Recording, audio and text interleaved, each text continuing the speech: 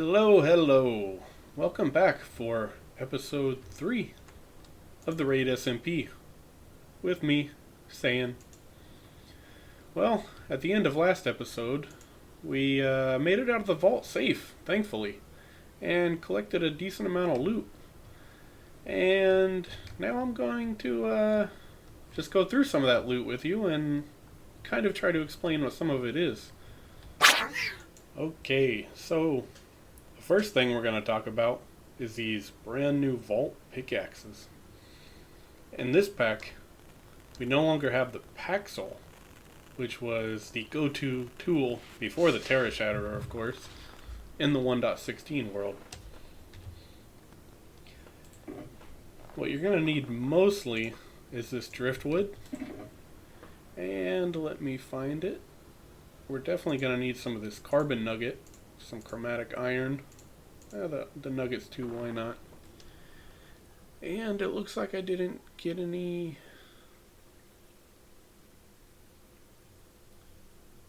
No, I didn't. I didn't get any vault essence. Actually, that's not what I'm looking for. I'm looking for vault nuggets. Did I get any of those? I don't believe so. Oh well, that's a shame. But you have these new pickaxes called the scrap pickaxe, the vault pickaxe, the prismatic pickaxe, the black chromatic pickaxe, and then the echoing pickaxe. They all vary in cost and rarities. I'm going to be going for the vault pickaxe early. What you need to craft this thing is 2 pieces of driftwood and 3 vault ingots. And vault ingots simply are just 9 vault nuggets together. Now, if you want something like the scrap pickaxe, this is the easiest one to make, but also the quickest to break. So the next thing we'll go ahead and talk about is the magic silk. Now the magic silk I can't really do a whole lot with right now. However, you can see there's a lot of recipes that use it, including, which is new to this pack, crafting an elytra. Use 4 magic silk, some string, vault essence, and 2 phantom membranes, and you can craft your own elytra. No more raiding the inn for hours and hours trying to find one little elytra on a multiplayer server. So, thank you, Iskallia Dev Team. Great change. The other thing that's going to be used later on is these little pouches. The danks from the previous version were replaced by these sophisticated backpacks, which, from what I've seen so far, they seem to be a pretty nice upgrade. But you can see they're going to take a lot of magic silk, and these bundles here are crafted with magic silk as well. So you have pouches, you have the backpacks, you have double pouches, you have big backpacks, and then out over here you have a loot belt. So a loot belt is going to allow you to store a whole bunch of pouches at once, which is incredible. And all it takes is your belt bubble slot. Super neat. Next, we'll talk a minute about vault diamonds. These are mostly unchanged from the previous version, however just slightly different. You still need them to craft your knowledge stars. As you can see, you have a star core and the star shards around it, like you did last version. However, to get your star core, it's a little bit different. It's now 8 vault diamonds instead of 9, and it's now 1 extraordinary biniotite instead of what amounts to 20 Larimar.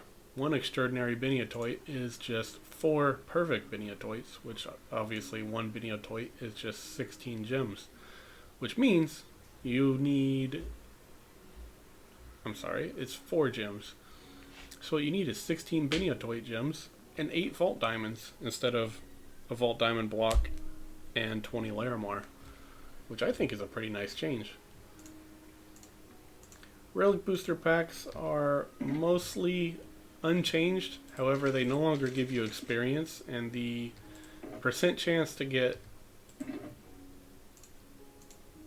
relics has gone up quite a bit. Mystery boxes, what I alluded to before. These things have undergone a big change.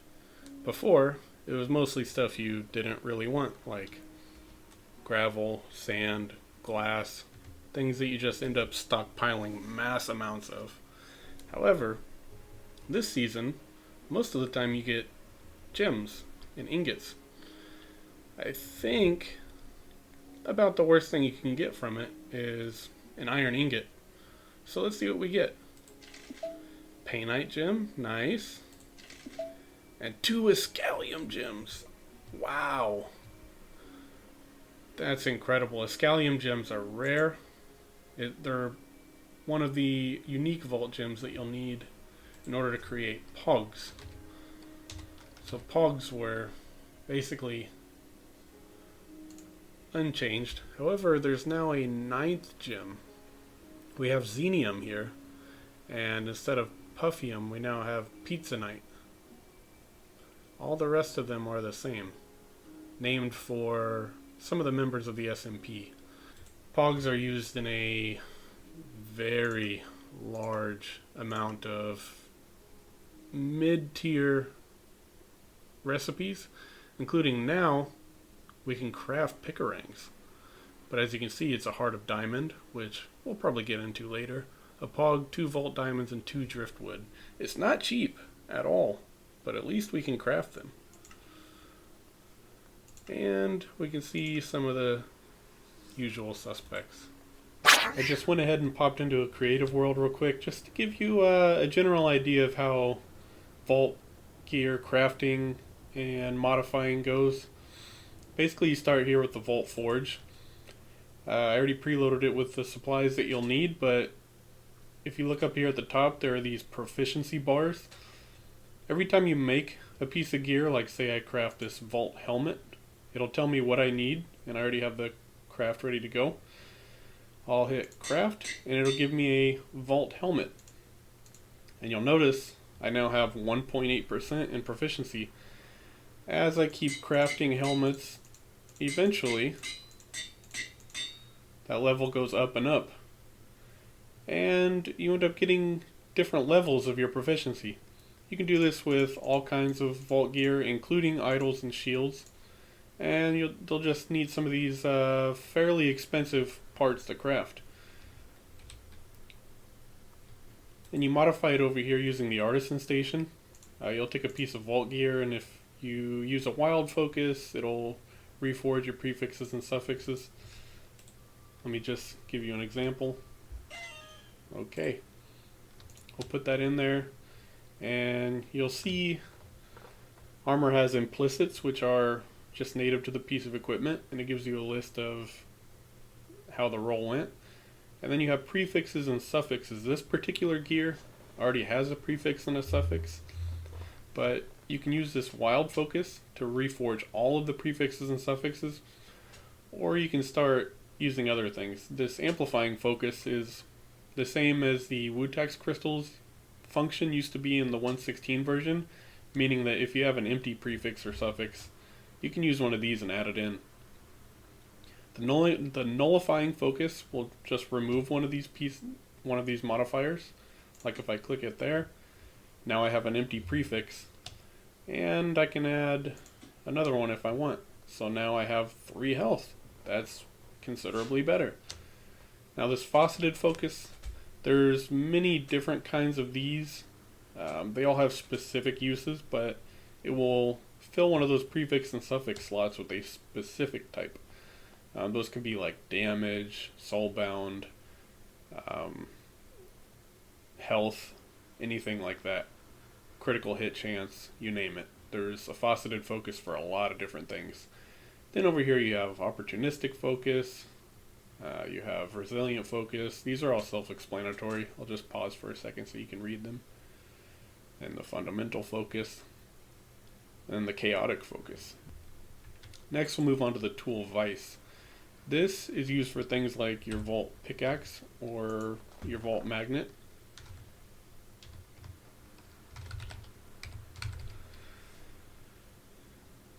These are pretty fun. Go with a prismatic, why not? So, you'll see here 100%, and there's a little star. I'll tell you what that means in a minute. These are all the possible materials you might need: silver scrap, netherite scrap, chromatic steel ingot, red vault essence, vault bronze, and vault plating. Durability is self-explanatory. To add durability and take away some vault bronze and vault plating. Reach, it will increase your how far out you can mine something with this, which is pretty awesome. Mining speed, self-explanatory. And then this one, copiously. So copiously is a new one. This only activates inside of vaults, but it essentially gives extra levels of fortune. You can see it's really expensive, taking one of everything, but you get this up high enough and you can really start to load on the fortune levels. So every time I use it, you see now the number goes down. That 99% is showing the next upgrade I make. It has a 99% chance of succeeding. So we'll keep going. 1.4, 2.3. This number, this 3%, that's the chance that it has to apply the extra fortune on there. You see 95. The number goes down very slow. Oh wow. As you can see, it broke. If you try to upgrade it and it fails its check, it just breaks and then you're out of luck. And that was a prismatic pickaxe, which is very expensive, so you don't want to break those. But yeah, that's just a quick overview of how this goes down, and we'll hop back into the SMP. Alright, back on the SMP, and now that we got our first vault out of the way, the next task is going to be to clear out all of these trees. My plan is to terraform this whole place, take out all the water, take out all the trees, take out all the flowers and miscellaneous stuff, kind of smooth things out, make it look a little nicer.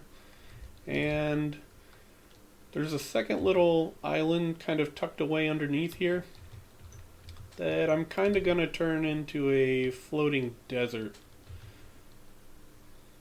Yeah, I already removed the trees from here, already lit it up, so it's fairly safe. There's a lot of sand here already. Don't worry, I'll get rid of the torch spam later. I just needed to get it safe and ready to go. I'm gonna grow all of my coconut trees down here because, like I said, I'm gonna build a lot of stuff out of coconut trees, and I'm gonna need lots of them planted. So this is where it's gonna be. Eventually, after I get satisfied with the amount of coconut wood I have, I'm probably just going to turn this into like a general farming area. You can see the island is pretty big, so I'm going to have a lot of space to do farming up here, but I guess we'll go ahead and talk about base design real quick. So I don't have a complete idea in my head yet, but I know I'm going to go probably to build height with a large tower. Probably in like a wizard theme, because I'm really liking this mint colored grass. It kind of looks, I don't know, mystical, magical, what have you. But the real sell is this water. This water has got such a great color to it. It definitely looks like some kind of magical enhanced water, and I plan on kind of building around that concept. Get out of here. There's these vines hanging around everywhere. But I'm going to be planting more of these trees around after I kind of lay out my structure, and we'll kind of go from there. So I'll see you after I chop down some of these trees. Whew, man. Well, as you can see, all of the trees are gone. Well, like I said, it's all flattened out. Here we are again, on top of the pillar. I've done a little bit of building. You can kind of get the general idea of what this thing might look like. I plan on turning this into a large tower going up about 90 blocks or so, right up to build height. And I'm going to find out what to do with some of the extra space laying around, but Probably will just be used for farms or machines or something like that. But I'm really looking forward to this wizard tower build.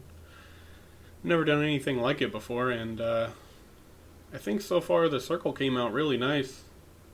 Just bear with me along the way, please. It might look a little strange here and there, but we'll get there together. I think I've done about all the building I can deal with right now. Time to mix it up a little bit. Maybe build a farm. Maybe run a vault. Who knows? But I'm gonna kind of do something that I saw Iskallia do in one of his videos, where he's gonna put a vault rock on the vault altar and build a farm based on one of the items that he needs. So I guess that's what I'm gonna do, just to mix it up a little bit. Let me show you what I've been working on so far. It's a work in progress. I need to retexture it a little bit, but this is how it's coming along. It's still got a long ways to go. It's gonna go all the way up to build limit, but you know, for now, it's okay. By the way, if you're wondering how I'm doing this, this is a mod called FreeCam. It allows me to separate from my Minecraft body, and I can wave, hello, but I can't really do anything else. My body kind of just stays there in one spot, but it allows me to look around and see my build. But yeah, I'm gonna go do a little bit of caving to get some materials before I open this altar, but yeah, I'll be right back. Wow. This is the biggest amethyst I've ever seen. And it was kind of already open facing like this, so it's kind of neat. Usually they're completely enclosed in this calcite and the tuff. But the generation of these is from the terrain mod called Terralith. It replaced Oh the Biomes You'll Go from the 1.16 version, but it creates these massive geodes sometimes. And as you can see, there's probably more amethyst in here than I'll need for a very long time. I think, just to have a little bit of foresight, I'm probably gonna clear a lot of this out and turn this into a massive amethyst farm, because I imagine somewhere along the line the vault altar is gonna ask for some amethyst shards, and better to have more than you need than not enough, because this stuff takes a long time to farm. These amethyst blocks with the little X's on them, they're called budding amethyst, and these are unmovable. Even if you silk touch them, they just break. So they have to stay here, and you have to load this area in order for them to grow. So the process is kind of slow. So I'm just going to go ahead and take most of this now. Well, it's simplistic and not exactly perfect, but for now, it'll definitely work for a dripstone farm. I kind of hollowed out this grass area here and made this cave. For now, it's just going to be a manual collection system, but eventually, once I get maybe a mod or two unlocked, I can do some automation in here. But I like the aesthetic. I'm gonna fill this ceiling in eventually with these dripstone blocks, but kind of takes a while to farm them, so Just gonna have to trust the process. Boing. Boing. Boing.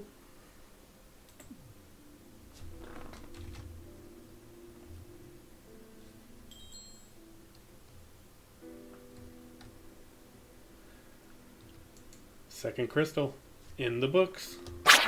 Time to open our second vault.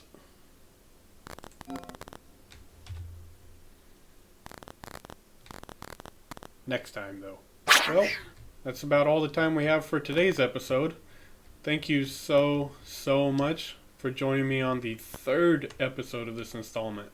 Hopefully many more to come.